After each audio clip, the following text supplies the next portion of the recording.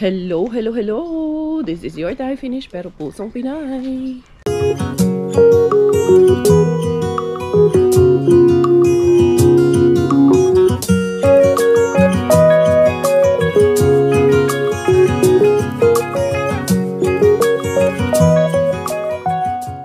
Tara, mag-dumpster na tayo.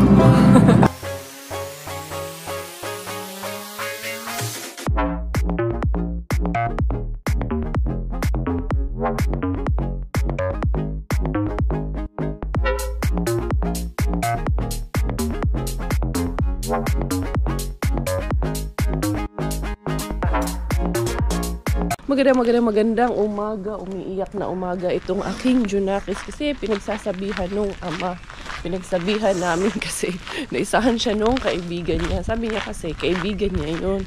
Nagulat ako kasi mayroong laruan siya doon sa bahay. Ulo lang na laruan. Kwento ko lang.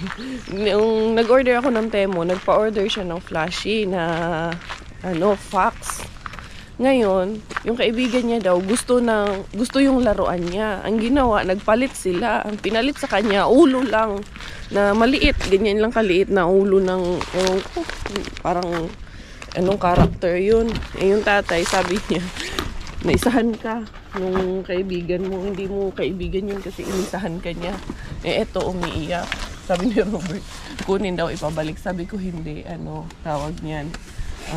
Kawawa naman, baka mawalan pa ng ganang pumasok dahil sa gagawin. Hayaan mo na at least matuto siya. Sabi ko nga sa kanya, kasi itong batang to mapagbigay, sabi ko na parang tayo na sabi, kinukwento niya kasi Mustafa like that toy very much, right? Yeah, sabi niya kasi he likes it so much yung toy, kaya daw binigay niya. So hindi naman bad thing yun kasi tawag na, alam yung bata pa lang mapagbigay na. Kaso lang, naisahan siya dahil nagpalit nga sila. Eh yung pinalit, ito yung picture ng pinalit. Yan lang, ulo lang. Eh yung tatay ang affected. Ako hindi naman. Pinagsasabihan ko lang siya na next time, sitnot lang ka.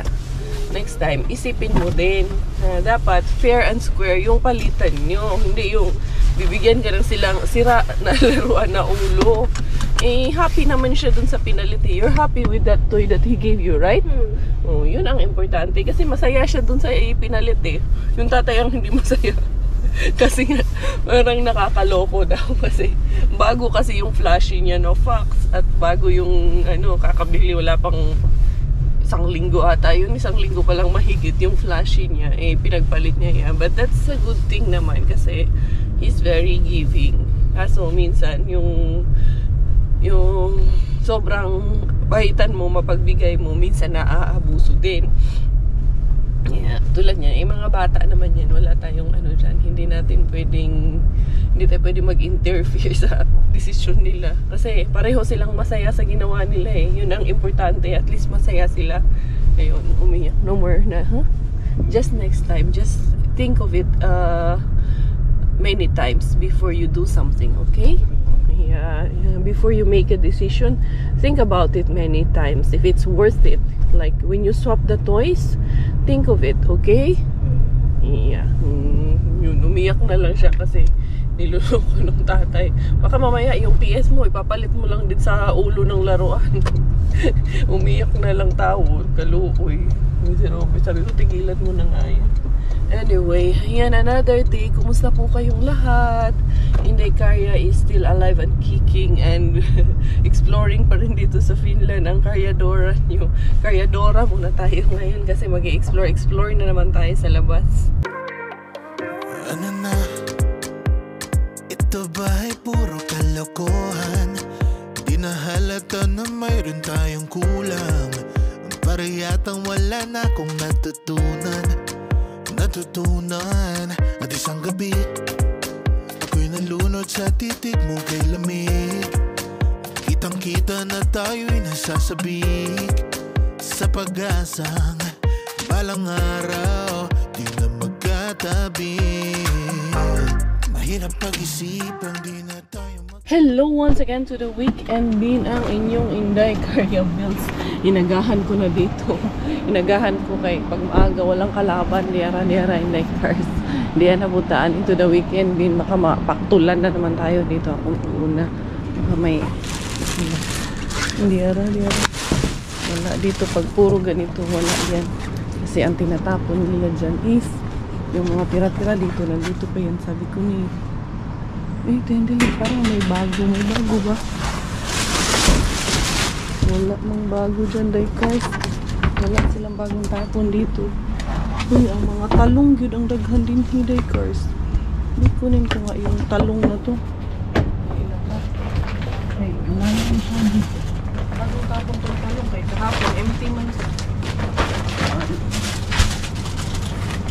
May mga sira. Kunti yung wala man mga sira. Yung dalawa lang ako. Kunti ang sira dito. Yung dito. Ito yung tira nung nakuha ko kahapon eh. Ngayon, mga ano yun, mga yogurt na parang may itlog eh. Hindi pala. Hindi siya itlog.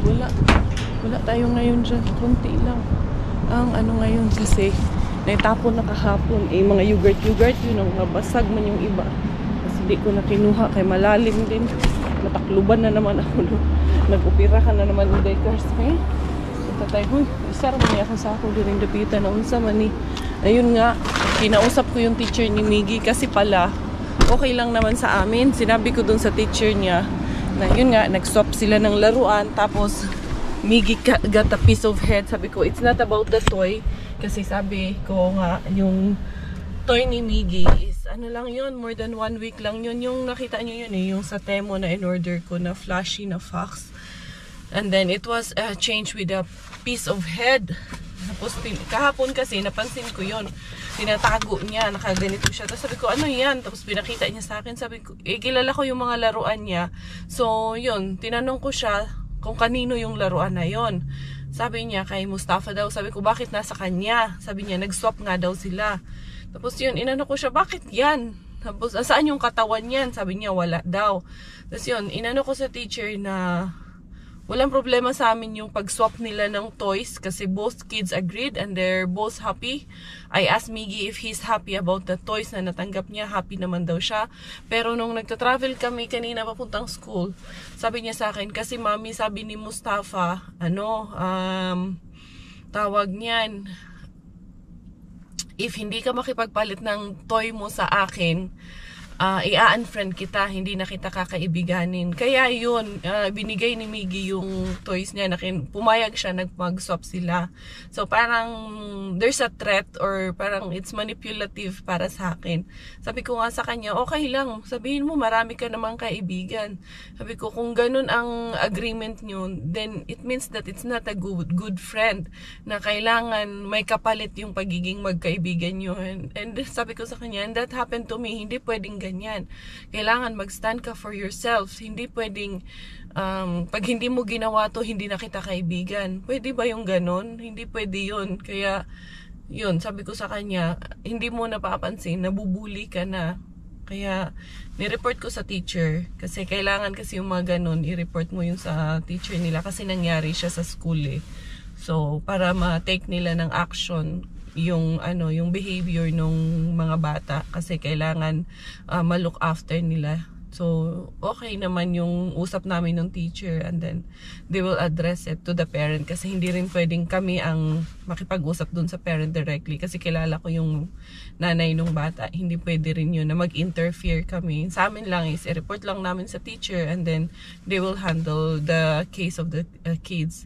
And then dun sa laruan nila, wala kaming problema dun kasi pareho silang masaya eh. Nila yun eh. Yun ang tawag nila eh. Agreement nila eh. Pero yung behind that, na parang tinitreaten siya na hindi na kita kakaibiganin pag hindi mo ibigay sa akin yung laruan mo. So that's wrong.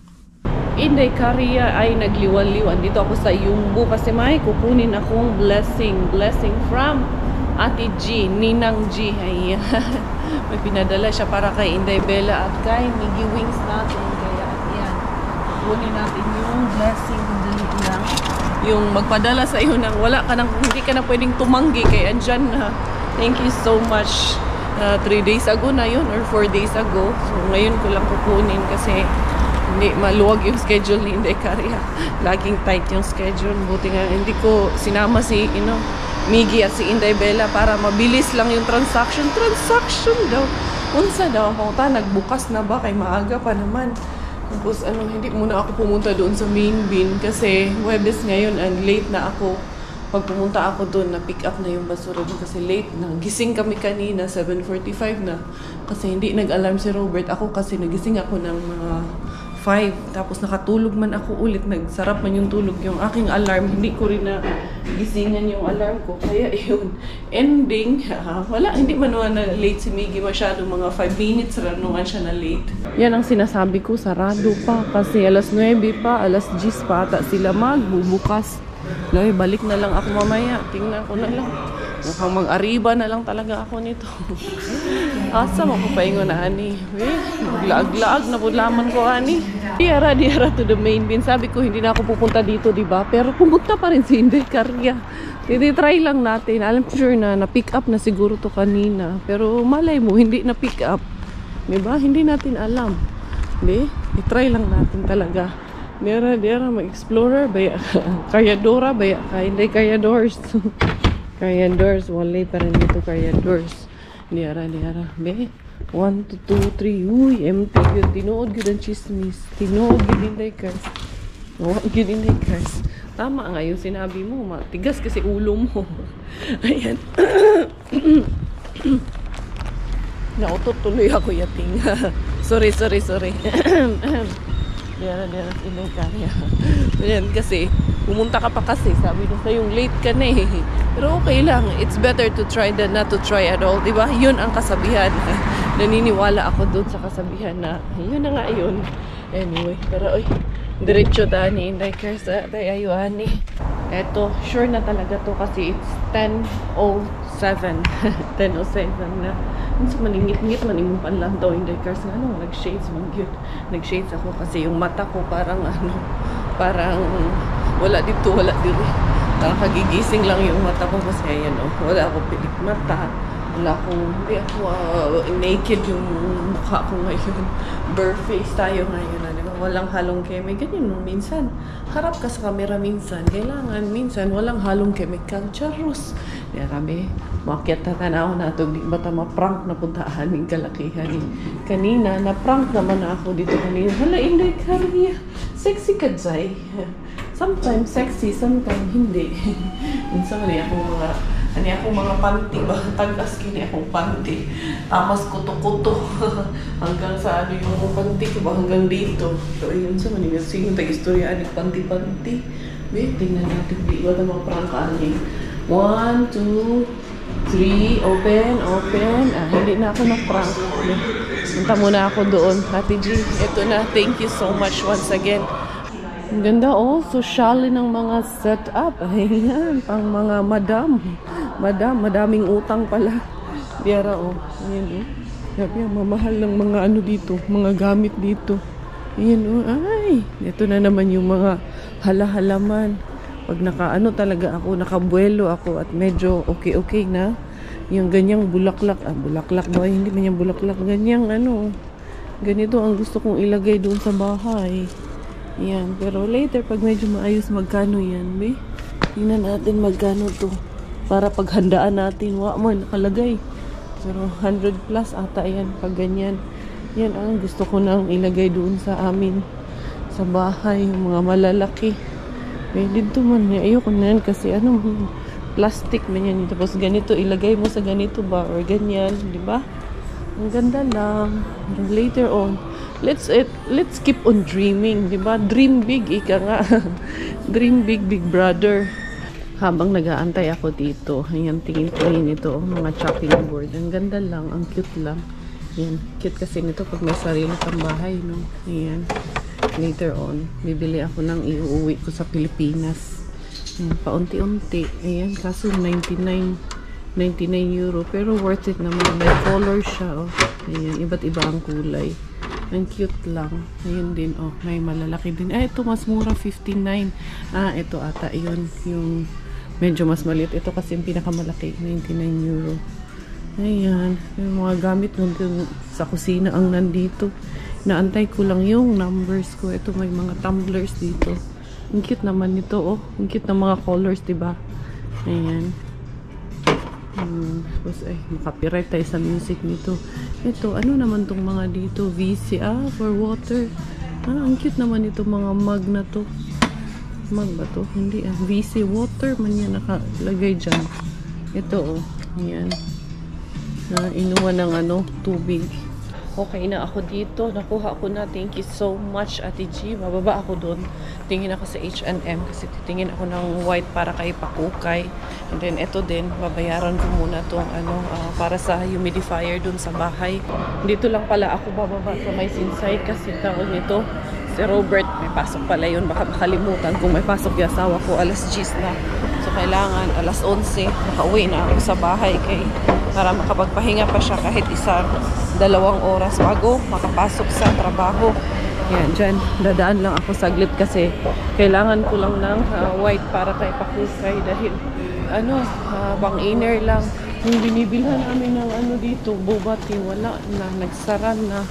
Malungkot yung si Miggy pag nalaman niya yun, sabihin ko sa kanya. Kasi favorite niya rin yan eh. Anyway, tingin muna ako doon ng para kay Bella. Nakabili nga ako para sa kanila ni Kuya Miggy doon sa unahan. And then, dito tayo, hahanap tayo ng anong maganda para kay Inday Bella Pot. Kasi, ang naisip ko playpen, pero meron ako isang naisip na yung gusto ni Ate G, pero yung mas lang siya, hindi ganun ka mahal. Kasi, meron din para makabili pa rin kami ng playpen. So, yung isa, titignan ko kung meron dito. Para siyang yung ganun-ganon. Unsa may tawagan niya? Unsa may tawagan niya? Di man ka-explain si Inday Karya. Loading man. Wala dito yung hinahanap ko. Kailangan ko nang umalis at umuwi dahil yung asawa ko ay nag-aantay din sa akin dahil magtatrabaho din yung asawa ko. Kaya iyan, wala. Alis na lang si Inday Karya. Something that feels so good shouldn't feel so gone. Can we make it alright? Can we make it alright? Something that feels so good shouldn't feel so gone. Can we make it alright? When I wake up, I'm in a strange way. All my thoughts of you so disconnected.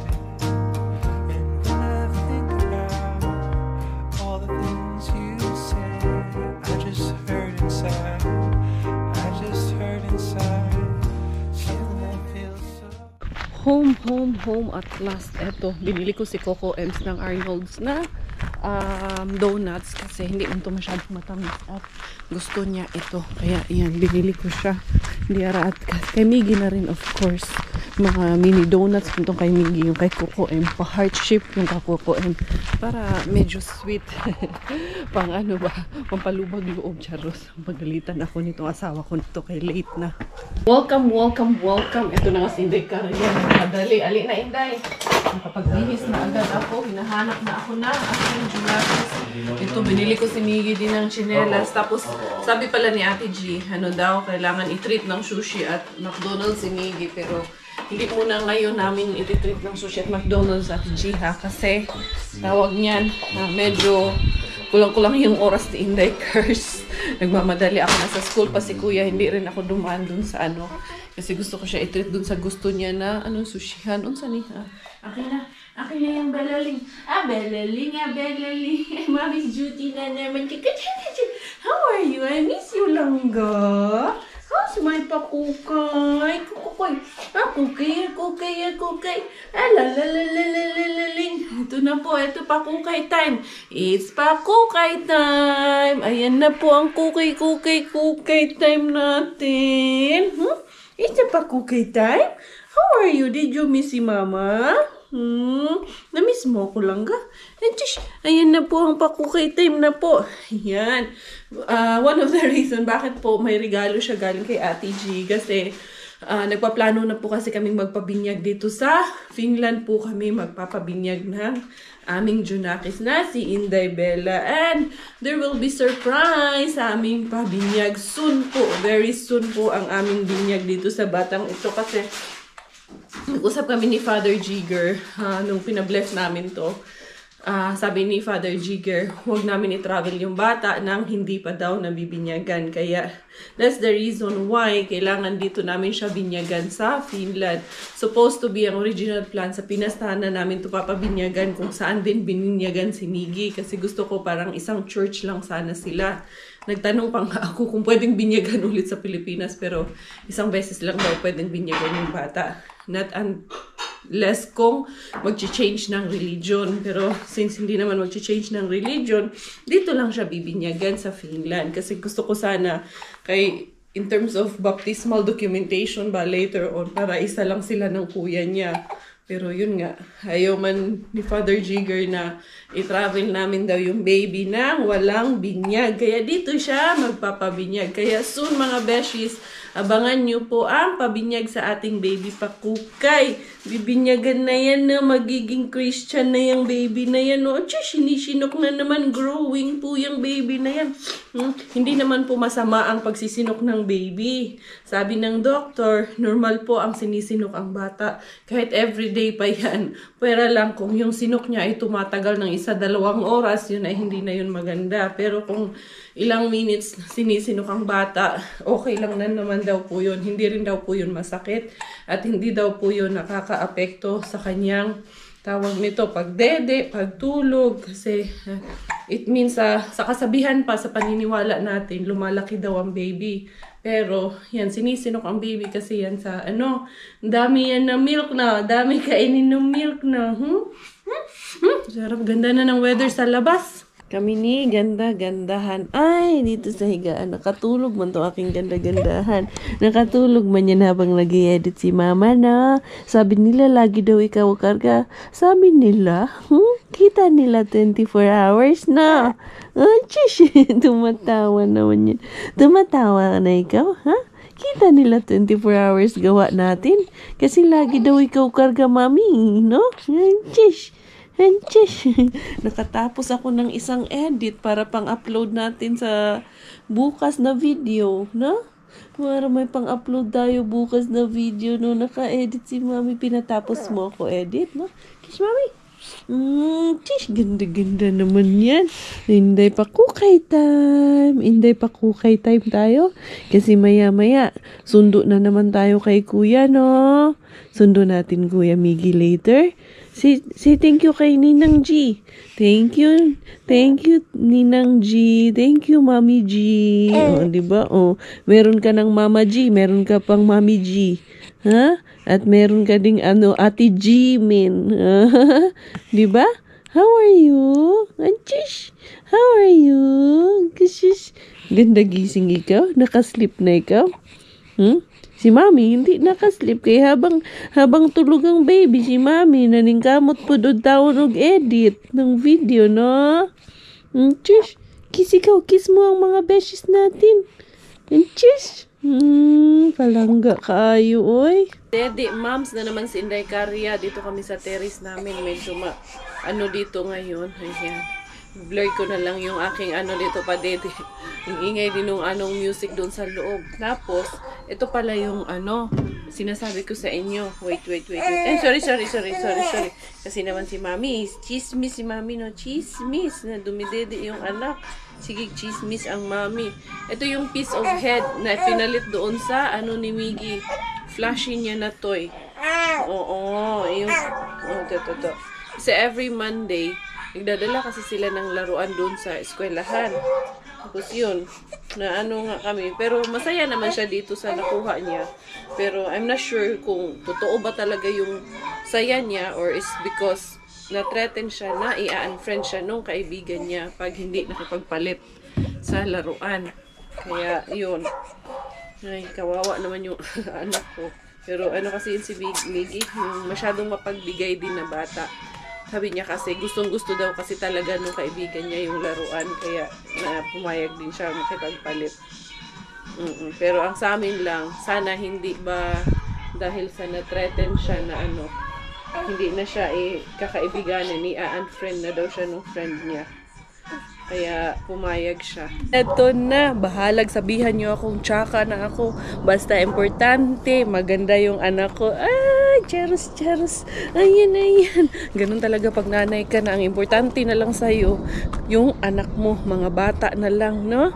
Oo, pero hindi naman ako nagpapabaya sa sarili ko. It's just that for now, priority ko lang muna ang mga bata, no? Ayan, tulad nito. Kasi ilang taon pa lang to sa mundo ang nabubuhay to. Wala pang 2 buwan na nandito sa mundo. Kaya iparanas natin sa kanila yung lahat ng pwede nilang danasin. Huwag lang yung hindi magaganda na tulad ng naranasan ko. Kasi ako, pinaparanas ko kay Inday Bella lahat ng hindi ko naranasan nung kabataan ko. Ibibigay ko sa kanya lahat.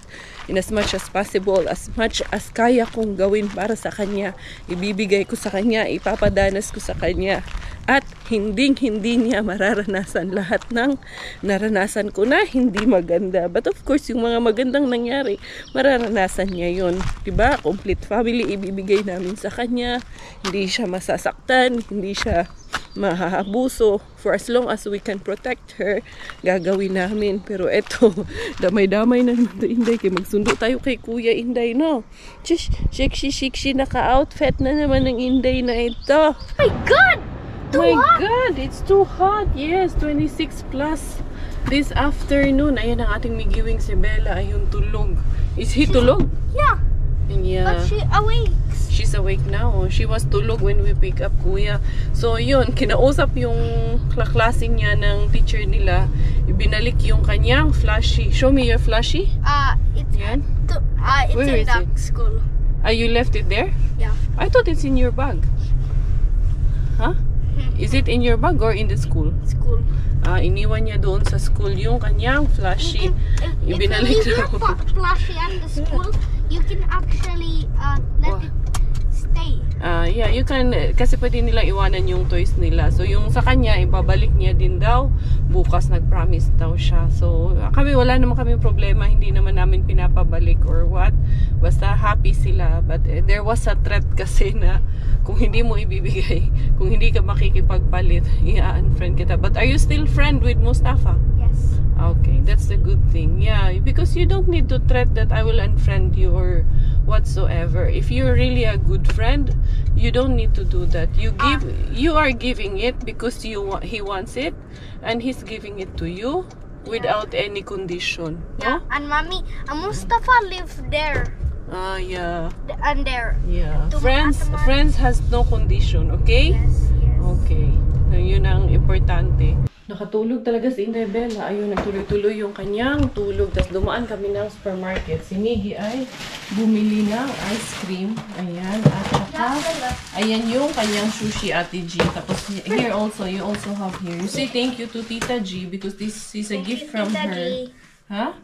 What you will say? Thank you, Tita G. Sige na. You eat na. Kasi, and then the ice cream, anak, put it in the freezer, yeah? So it doesn't bumili rin ako nito.